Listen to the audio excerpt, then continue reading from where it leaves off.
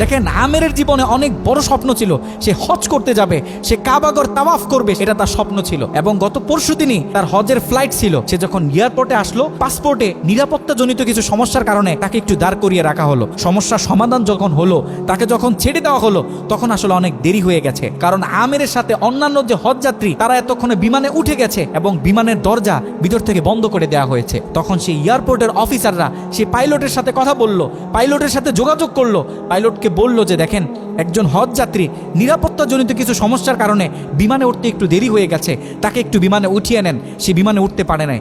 তখন পাইলট স্পষ্ট বলেছে, যেই বিমানের দরজা একবার বন্ধ হয়ে গেছে, সেই বিমানের দরজা দ্বিতীয়বার কারোর জন্য আর খোলা হবে না। একথা বলে পাইলট বিমানটা আকাশে ফ্লাই করলো।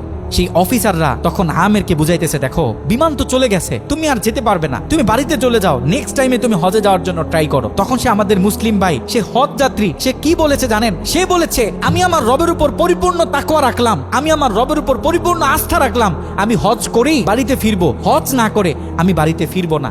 কথা বলে সে এয়ারপোর্টে দাঁড়িয়ে রইল। ঠিক কতক্ষণ পর সেই বিমান থেকে এয়ারপোর্টে মেসেজ করা হলো যে বিমানের ভিতরে যান্ত্রিক সমস্যা দেখা গিয়েছে, খুব ইমার্জেন্সি, বিমানটা সেই এয়ারপোর্টে ল্যান্ড করতে হবে। বিমানটা যখন এয়ারপোর্টে ল্যান্ড করা হলো, যান্ত্রিক যে ত্রুটি, এই ত্রুটিগুলো যখন সমস্যা সমাধান করা হচ্ছে, তখন সেই অফিসাররা সেই পাইলটের সাথে কথা বলেছে যে দেখেন, কোনোভাবে এই যাত্রীটা একটু নেওয়া যায় কিনা, সে তো হজ করার উদ্দেশ্যে বাড়ি থেকে বের হয়েছে, সে তো বাড়িতে যেতে চাচ্ছে না, হজ না করে তাকে একটু নিয়ে নেন।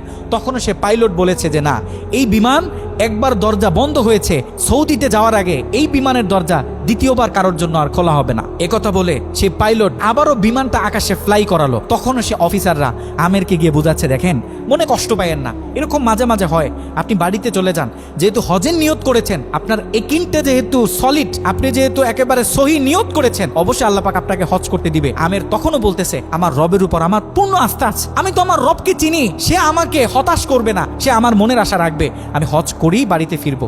এ কথা যখন বলতেছে, এর ঠিক কিছুক্ষণ পরে আবারও সেই বিমান এয়ারপোর্টে মেসেজ করলো যে বিমানের ভিতরে এখন আগের চেয়ে বেশি কিছু যান্ত্রিক ত্রুটি দেখা গিয়েছে, বিমানটা আকাশে ফ্লাই করতেছে না, বিমানটা এমার্জেন্সি, আবার এয়ারপোর্টে ল্যান্ড করতে হবে।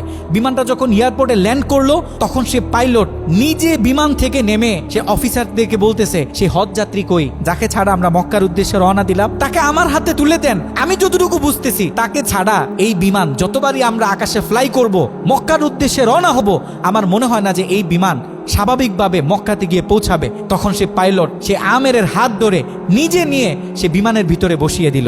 দেখেন, আল্লাহ পাক তো স্পষ্ট বলতেছে, ওয়ামাই ইয়াতাওয়াক্কাল আলাল্লাহি ফাহুয়া হাসবুহ, যে আমি আল্লাহর উপর তাওয়াক্কুল করবে, তার জন্য আমি যথেষ্ট, পৃথিবীর কাউকে তার দরকার হবে না। আল্লাহ পাক আপনাকে বলতেছে, আল্লাহ পাক আপনাকেই বলতেছে, যখন আপনি বিপদে পড়বেন, যখন কোনো বালা মুসিবতে পড়বেন, আল্লাহর উপর তাওয়াক্কুল করেন। আল্লাহ পাক বলে, whatever you have spent for Allah, Allah is yours increase well. যখন আপনি আল্লাহর উপর সম্পূর্ণ তাকওয়া করবেন, যা কিছু হয়ে যাক, যত বড় বিপদ হোক, যখন আপনি আল্লাহর উপর তাওয়াক্কুল করবেন, তখন আল্লাহ পাকের পক্ষ থেকে আপনার উপর যে বারাকা, যে ব্লেসিংগুলো আছে, এগুলো তখন আল্লাহ পাক বাড়িয়ে দিবে। আল্লাহ পাক পবিত্র কোরআনুল কারিমে অন্য আরেকটা আয়াতে বলে, বান্দা, জীবনে অনেক গুনাহ করছো, জীবনে অনেক বিপদ আসবে, অনেক বালা মুসিবত আসবে, খবরদার, বিপদের শেষ প্রান্তে গিয়েও যখন দাঁড়াবে, লা তাকনাতু মির রাহমাতিল্লাহ, খবরদার, কখনো তুমি আমার রহমত থেকে নৈরাশ হবে না। এ কারণে আমাদের জীবনে অনেক বালা মুসিবত আসবে, আপস এন্ড ডাউন জীবনে থাকবে, সব সময় যেন আমরা আল্লাহর উপর তাওয়াক্কুল করি।